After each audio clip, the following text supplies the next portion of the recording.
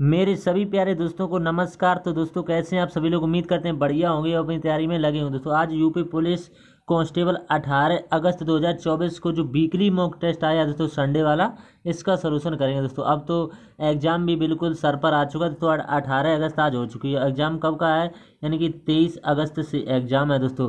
तो जिन भी भाइयों का 23 अगस्त का एग्ज़ाम है वो सभी भाई कमेंट करके बताएं कि हमारा 23 अगस्त को एग्ज़ाम है दोस्तों। तो आज ये शायद ही आखिरी मॉक टेस्ट होगा RWE पर।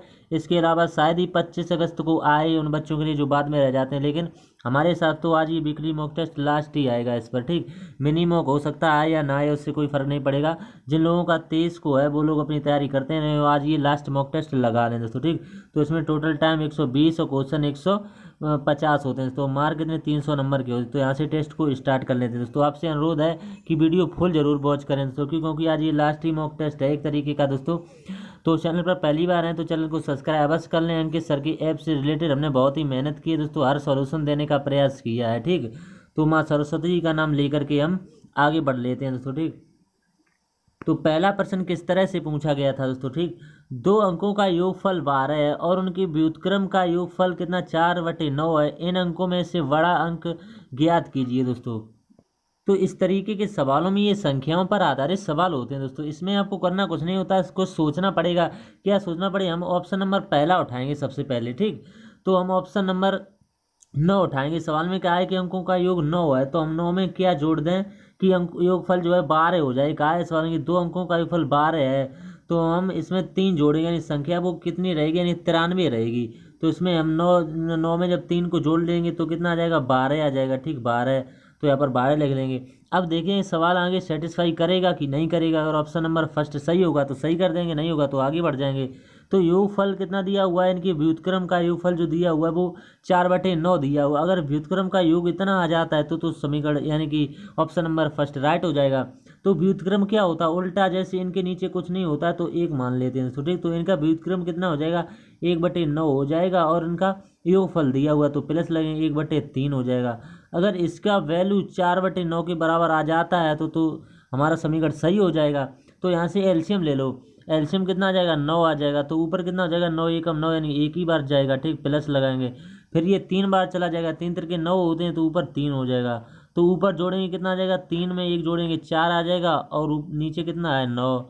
तो समीकरण सेटिस्फाई कर गया दोस्तों। देख सकते हैं आप, जितना सवाल में कह रहा था कि उनकी व्युत्क्रम का योग 4/9 है तो 9 हो रहा है दोस्तों, क्योंकि किस ऑप्शन को लेने से, ऑप्शन नंबर ए को लेने से 9 हो रहा है। तो यही इसका राइट आंसर हो जाएगा। उम्मीद करते हैं आपको समझ में आ गया होगा दोस्तों। हमने बहुत ही आसान तरीके से आपको बताने का प्रयास किया दोस्तों, इससे आसान तरीका कहीं नहीं आपको मिलेगा। ठीक, तो अगला प्रश्न जो है, 40 के वर्ग के 40% का चौथाई भाग ज्ञात करें।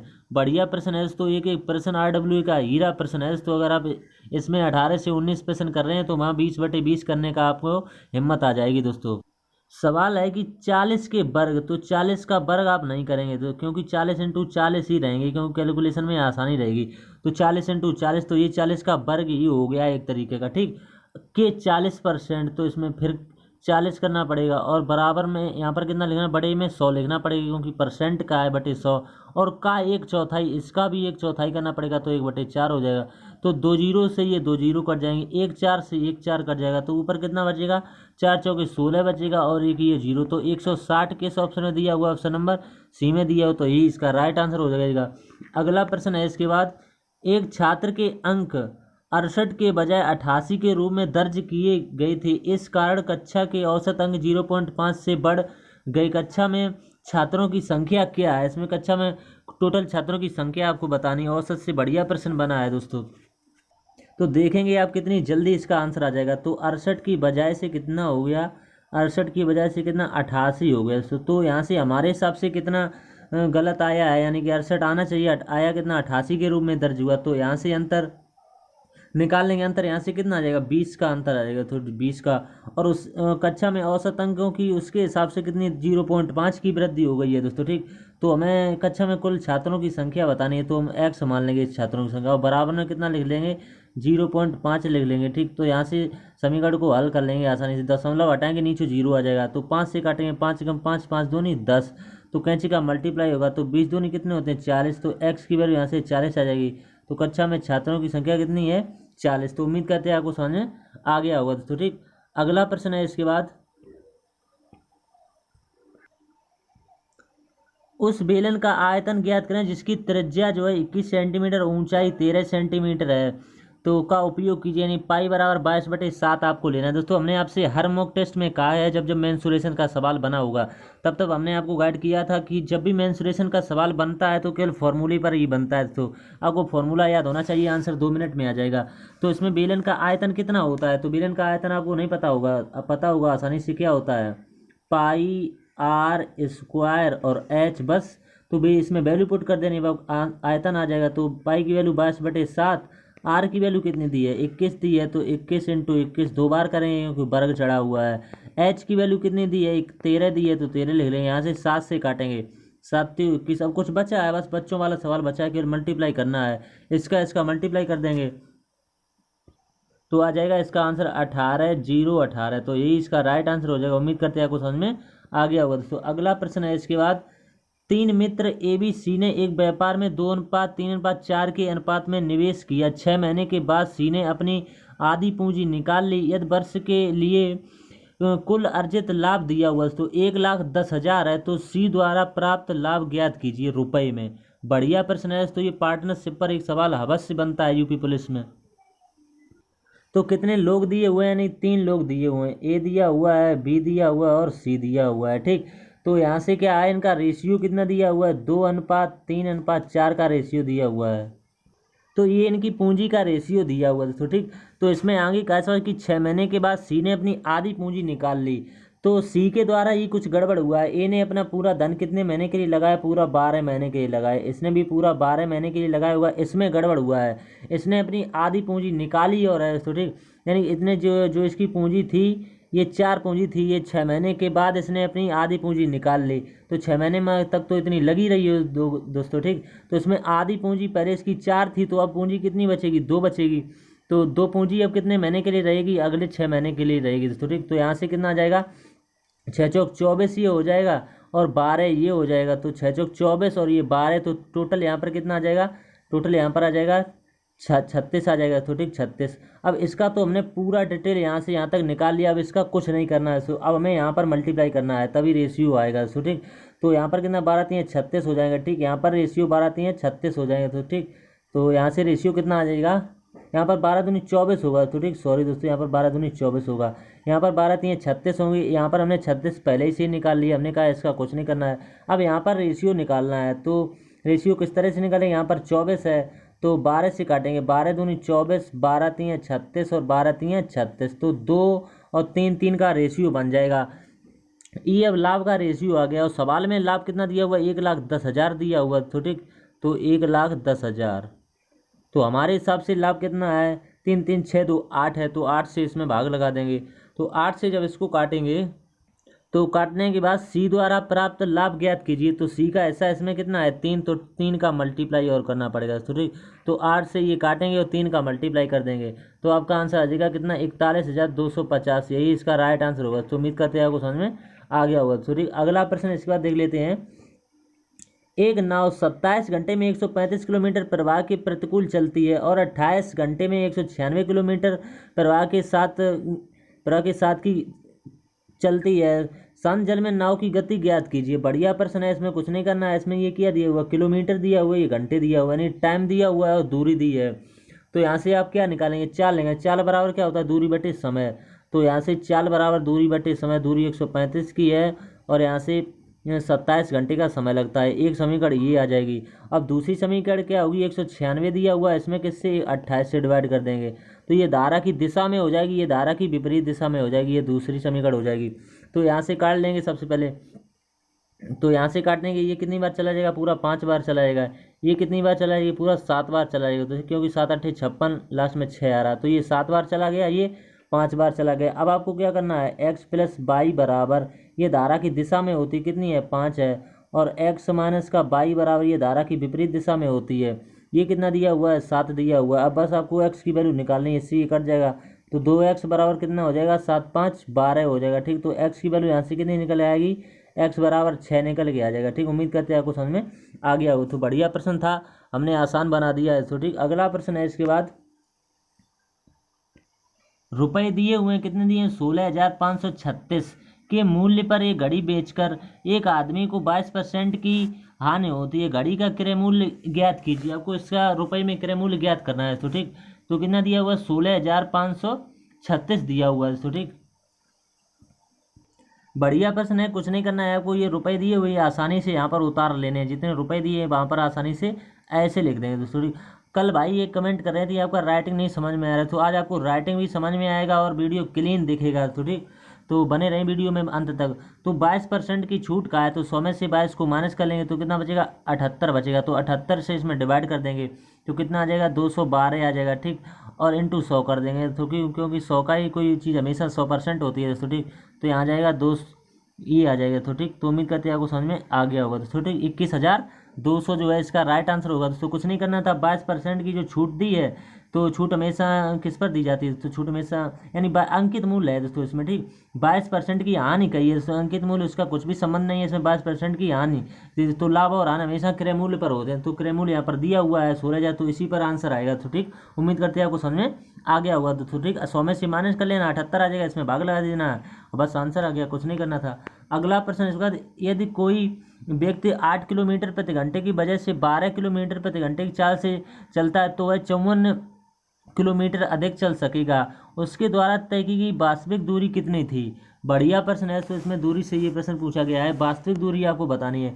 यानी कि 8 की वजह से वो 12 किलोमीटर चलता है, तो यहाँ से कितना वो चलता है, यानी कि हमारे हिसाब से कितना अधिक चलता है, यानी 4 अधिक चलता है। और सवाल में कह रहे हैं वह 54 किलोमीटर अधिक चलता है, तो 4 की वैल्यू कितनी हो जाएगी 54 हो जाएगी। बढ़िया प्रश्न है, तो 1 की वैल्यू यहाँ से कितनी हो जाएगी 4/54 हो जाएगी। ठीक, 4/54। तो हमें पूछा है वास्तविक समय यानी वास्तविक दूरी पूछी है, तो वास्तविक दूरी कितनी है, चलना चाहिए 8 से, तो 8 से यहाँ पर डिवाइड कर देंगे। तो ठीक, तो यहाँ पर दोस्तों ये थोड़ा पलट के ले गया था, अब आपको यहाँ पर डिवाइड कर देना। तो 4 से ये पूरा पूरा 2 बार कट जाएगा, तो 54 दूनी यहाँ पर कितनी होती है 108, तो 108 ही इसका राइट आंसर हो जाएगा। उम्मीद करते हैं आपको समझ में आ गया होगा। तो अगला प्रश्न इसके बाद देख लेते हैं। लेकिन कुछ लोग इसमें क्या करेंगे कि इसमें अंतर जो दिया है इसी का यहाँ पर 4 से डिवाइड कर देते हैं और 4 से 4 कर देते हैं, तो उनका आंसर 54 आ जाता है दोस्तों। फिर ठीक, तो यहाँ पर जो आंसर आएगा वो कितना आ जाएगा 108 ही आएगा दोस्तों। ठीक, और आपका 54 आ रहा है तो आप उसमें कुछ अपने हिसाब से देख लें दोस्तों। ठीक, तो अगला प्रश्न है इसके बाद, प्रति वर्ष साधारण ब्याज की दर से 50,500 की राशि जो है 20 वर्षों में इतनी हो जाती है दोस्तों। ठीक, तो ब्याज अर्जित करेगी, इसमें परसेंट में पूछा हुआ है, तो दर इसमें पूछी हुई दोस्तों। ठीक, तो बढ़िया प्रश्न है, देख लेते हैं। तो एक फॉर्मूला आपने पढ़ा हुआ है, तो साधारण ब्याज बराबर क्या होता है, मूलधन गुणे दर गुणे समय बटे 100 होता है। तो यहाँ से हमें ब्याज दिया हुआ कितना, साधारण ब्याज बराबर इतना दिया हुआ। तो ठीक, तो यहाँ पर लिख लेंगे आसानी से, साधारण ब्याज ये हो गया। ठीक, साधारण ब्याज और मूलधन इतना दिया हुआ है। तो ठीक, तो मूलधन हो गया ये, मूलधन गुणे दर आपको पूछी है, और गुणे समय कितना दिया हुआ 20 वर्षों का दिया हुआ, बटे 100 कर देंगे। बस इतनी कैलकुलेशन होती है इन सवालों में। तो 2 जीरो से 2 जीरो कट जाएंगे, अब कुछ बचा नहीं है, बस आपस में इनको काट लेंगे यहाँ से। तो इससे ये कितनी बार कट जाएगा, यहाँ से इससे ये 320 बार कट जाएगा। तो ठीक, 320 बार। अब क्या बचा हुआ, जीरो बचा हुआ है, जीरो, तो 2 से ये कितनी बार कट जाएगा 16 बार। तो आर की वैल्यू यहाँ से कितनी आ गई 16%। तो उम्मीद करते हैं आपको समझ में आ गया हो। तो अगला प्रश्न है इसके बाद, इसको हल करना है दोस्तों। बढ़िया प्रश्न है, कुछ ज़्यादा दिमाग नहीं लगाना है, बोर्ड मास आप एक ही बार में हल करने का प्रयास करें तो ठीक, नहीं तो अब गलत हो जाएगा प्रश्न। ठीक, तो यहाँ से सबसे पहले इस कोष्टक को हल करेंगे, यहाँ पर आ जाएगा 9, तो 32 में से आप 9 को माइनस कर लेंगे तो ठीक, तो यहाँ पर भी कितना बचेगा 23 बचेगा। तो हमने यहाँ पर दोस्तों ये 23 तक सॉल्व कर लिया। अब 23 यहाँ पर ऑलरेडी 23 दिया हुआ, तो 23 में जब 23 का भाग लगा देंगे तो यहाँ पर 1 ही बचेगा। फिर आगे बढ़ेंगे, यहाँ पर कितना 9 बार कट जाएगा तो ठीक, तो 9 बार यहाँ पर कट जाएगा, 1 ये बचेगा, 9 में से 1 को माइनस कर लेंगे कितना 8 बच जाएगा यहाँ पर ठीक 8। और हमें क्या करना है, यहाँ पर दिया हुआ है 53 दिया हो, तो 53 में से 8 को माइनस कर लेंगे तो यहाँ बचेगा 45 बचेगा ठीक 45, और यहाँ पर भी माइनस लगेगा तो 91 में से 45 को माइनस कर लेंगे तो 46 जो है आपका राइट आंसर है। दोस्तों देख सकते हैं हमने इतने ही जगह में बोर्ड मास को लगा के सॉल्व कर दिया है। तो ठीक, आप जब लगाएं तो हमसे भी जल्दी कर देंगे। एक घड़ी विक्रेता क्रम से 15% और 20% की क्रमिक छूट के बाद 45,220 में घड़ियाँ बेचता है। अंकित मूल्य क्या है, रुपये में आपको बताया, यानी कि ज्ञात करना है। तो आपको कुछ नहीं करना है, 15% की फ्रैक्शन वैल्यू और 20% की फ्रैक्शन वैल्यू पता होनी चाहिए दोस्तों ठीक। तो इसकी कितनी होती है 15/100 हो जाएंगे, तो तो ये 15 5 दूनी 3/20 हो जाएगी। तो 20 की चीज़ को वो कितने में दे रहा है, 3 की छूट के बाद 17 में दे रहा है। तो ठीक, और 20% की फ्रैक्शन वैल्यू क्या होती है, 1/5, 5 की चीज़ को 4 में दे रहा है। तो ठीक, छूट दे रहा है। तो यहाँ से कितना आ जाएगा, 100 आ जाएगा, मल्टीप्लाई कर लेंगे। यहाँ से कितना आ जाएगा, 7 चौको 68 आ जाएगा। तो 68 की ही वैल्यू आपको दी है। तो 68 की वैल्यू किसके बराबर दी है, 45,220 के बराबर दी है। तो एक पार्ट की वैल्यू यहाँ से कितनी आ जाएगी, तो ठीक, एक पार्ट की वैल्यू 68 से ये पूरा पूरा कट जाएगा, 665 बार कट जाएगा। तो ठीक, तो हमें 100 की वैल्यू बतानी है, कुछ नहीं, 2 जीरो और जुड़ जाएंगे। 100 का मतलब क्या होता है, 2 जीरो जुड़ना। तो यही इसका राइट आंसर हो जाएगा। उम्मीद करते हैं आपको समझ में आ गया होगा। अगला प्रश्न, इसके बाद ये लंबाइयाँ दी हैं। तो ठीक, पूर्णतः मापने के लिए उपयोग की जाने वाली अधिकतम लंबाई ज्ञात कीजिए। तो अधिकतम क्या होता है, लासा यानी मासा में इसमें संबंध पहुंचा है। तो मासा इसका आपको निकाल देना है, इनका मासा हुआ है। बड़ी से बड़ी संख्या कौन सी होती है, जिससे डिवाइड कर देगी। तो वो बड़ी से बड़ी संख्या आपको पता होनी चाहिए दोस्तों। ठीक, तो अब मासा तो लेना जानते ही होंगे दोस्तों, आसानी से इनका मासा निकालेंगे। तो 22 जो है इसका राइट आंसर हो जाएगा। उम्मीद करते हैं आपको समझ में आ गया होगा। अगला प्रश्न इसके बाद देख लेते हैं। यहाँ पर ये है प्रश्न, ए एक कार्य को दोस्तों बहुत ही दिन दिए हैं, इसमें कुछ नहीं, केवल कैलकुलेशन दी है दोस्तों। 12-90 दिनों में पूरा कर सकते हैं। और बी उसी कार्य को 25-80 दिनों में पूरा कर सकता है। एक साथ मिलकर भी कार्य को कितने दिन में करेंगे। तो आपको कुछ नहीं करना, एक तरफ ले लेना है कितना, 12-90 लिख लेना, एक तरफ लेना है 25-80 लिख लेना है। लासा इनका 2 मिनट में आ जाएगा। तो ठीक, लासा इनका यही दिया हुआ 25-80। तो 25-80 इसका लासा, ये कितनी बार चला जाएगा, एक बार चला जाएगा। तो ठीक, अब आपको इसमें ये कितनी बार चला जाएगा, 2 बार चला जाएगा। अब दोनों को मिलकर ये कार्य कराना है, ये वाला। तो दोनों की दो ये दी, एक ये, तो 3 से इसको डिवाइड कर देंगे। तो 3 से ये काट देंगे, 860 इसका राइट आंसर होगा। देखने में इतना बड़ा लगता था, हर बालक इसको नहीं कर पाता, नहीं तो इसका एलसीएम ही नहीं निकाल पाते। तो ठीक, एलसीएम इसमें दिया हुआ है खुद पहले ही से। 3 संख्याएं इसमें दी हैं कि अनुपात में तीसरी संख्या की 3 गुना और पहली संख्या दूसरी संख्या के योगफल के बीच का अंतर 729 है। पहली और तीसरी संख्या के बीच का अंतर ज्ञात कीजिए। तो इसमें कुछ नहीं, सवाल में थोड़ा सा घुमाया गया है। कितना का है, 17 दिया हुआ है, 19 दिया हुआ है और 21 दिया हुआ है। तो ठीक, तो 21 दिया हुआ है। तो हमसे कहा है कि तीसरी संख्या के 3 गुना है, तीसरी संख्या कितनी, 21, इसके 3 गुना कर देंगे। 21 3 कितने होते हैं, 63 होते हैं। ठीक, इनका लिख लेंगे। फिर कह रहे हैं, और पहली और दूसरी संख्या के योगफल के बीच का अंतर, पहली और दूसरी संख्या के योगफल का, तो इनका योगफल आसानी से कर लेंगे। जैसे कितना जाएगा, 36। तो इन्हीं का अंतर हमें कितना दिया हुआ है, हमारे हिसाब से अंतर 27 का आ रहा है। सवाल में दिया हुआ है 729 का दिया हुआ है। तो एक पार्ट की वैल्यू 27 ही आ जाएगी, क्योंकि 27 ये पूरी पूरी कट जाएगी। तो हमें 4 पार्ट की वैल्यू पूछी है। 4 पार्ट की वैल्यू कैसे, पहली और तीसरी संख्या के बीच का अंतर, पहली और तीसरी संख्या के बीच का अंतर यहाँ पर 21 है। 21 में से आप 17 माइनस करेंगे तो 4 ही आएगा। तो 27 इंटू 4 कर देंगे, तो यही इसका राइट आंसर होगा। तो 27 इंटू 4 कितना होता है, 108। तो यही इसका राइट आंसर होगा। उम्मीद करते हैं आपको समझ में आ गया होगा। ऑप्शन नंबर बी में दिया हुआ है। ठीक, अगला प्रश्न इसके बाद देख लेते हैं। बढ़िया तरह के प्रश्न पूछे हैं। तो यदि ये संख्या दी है एक्स और वाई का योग ज्ञात कीजिए। तो इसमें कितना दिया हुआ, 18, 40 और 6 और एक्स और वाई दिया हुआ है। तो हमने आपसे कई बार, ये 90 से डिवाइड है। तो 90 का डिविजिबिलिटी रूल क्या होता है, संख्या 9 और 10 से कटनी चाहिए। तो 9 का डिविजिबिलिटी रूल क्या होता है, यानी कि अंकों का योग। अंकों का योग आसानी से कर लेंगे। तो इनका अंकों का योग कितना हो रहा है, यानी 19 हो रहा है। तो 19 में हम क्या जोड़ें, ये संख्या कट जाए तो 8 जोड़ देंगे आसानी से। तो एक्स और वाई की वैल्यू यहाँ पर 8 आ जाएगी दोस्तों। ठीक, तो आपके हिसाब से कितनी आ रही है, इसको कमेंट करके अवश्य बताएं, क्योंकि एक्स और वाई की एक ही वैल्यू रखेंगे या अलग पॉइंट में नहीं रख सकते हैं दोस्तों। ठीक, तो हमारे हिसाब से इसका जो आंसर यानी वैल्यू है, तो एक्स और वाई का योग ज्ञात कीजिए। तो योग इसमें कुछ अलग तो दिया नहीं, संख्याएं अलग अलग आ नहीं सकती हैं। तो 8 ही इसका राइट आंसर होगा। तो उम्मीद करते हैं आपको समझ में आ गया होगा। अगला प्रश्न इसके बाद देख लेते हैं। अब ये प्रश्न डीआई से कुछ बढ़िया तरह के प्रश्न पूछे गए हैं। तो ठीक, तो इसमें ये इस पर अध्ययन करें इसके बारे में। से पाई चार्ट विभिन्न दैनिक गतिविधियों में लगने वाले घंटों की संख्या को दर्शाता है। एक दिन में कुल 24 घंटे होते हैं, ये सवाल में बताया गया है। दिन का हिस्सा स्कूल और अन्य गतिविधियों में बताया गया है। तो इसमें कितना वो पूछा हुआ है, दिन का कितना हिस्सा स्कूल और अदर गतिविधियों में बताया जाता है। तो स्कूल ये दिया हुआ है और अदर गतिविधियाँ ये दिए हुए हैं। तो टोटल इनको जोड़ लेंगे, कितना हो जाएगा, 9 हो जाएगा। 7 और 2 9 और बटे 24 कर देंगे। ठीक, तो यहाँ से काटें, 3 3 9 3 8 24, तो 3/8 आ जाएगा। किस ऑप्शन में दिया, ऑप्शन नंबर ए इसका राइट आंसर होगा।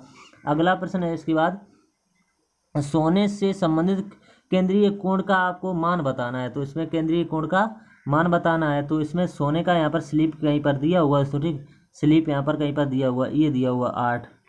तो यहाँ पर डिवाइड कर देंगे। तो ठीक, तो 360 ये टोटल होता है इसका मान। ठीक, तो यहाँ से ये कितनी बार कट जाएगा, 45 बार कट जाएगा, तो ये जुड़ जाता है, तो 145 जो है डिग्री इसका राइट आंसर होगा दोस्तों। ठीक, उम्मीद करते हैं आपको समझ में आ गया होगा। अगला प्रश्न है इसके बाद, एक दिन में खेलकूद स्पोर्ट के लिए बिताए जाने वाले घंटों का प्रतिशत कितना है, तो इसमें परसेंट पूछा हुआ है दोस्तों। ठीक, तो कितना दिया हुआ है यहाँ पर, एक दिन में स्पोर्ट यहाँ पर कितना दिया हुआ, 3 दिया हुआ, तो 3 एक दिन में कितने घंटे होते हैं, 24, और परसेंट बताने के लिए इंटू 100 कर देंगे बस। 300/24 को क्या लिख सकते हैं, 12.5, तो 12.5 इसका राइट आंसर होगा। अगला प्रश्न है इसके बाद, ये प्रश्न पूछा हुआ है, इसको हम अभी आपके लिए डिले पर रखते हैं दोस्तों। ठीक, अगला प्रश्न इसके बाद देख लेते हैं। ये प्रश्न है, गृह कार्य में लगने वाला समय खेलकूद में लगने वाले समय से कितने प्रतिशत अधिक है, ये पूछा हुआ है।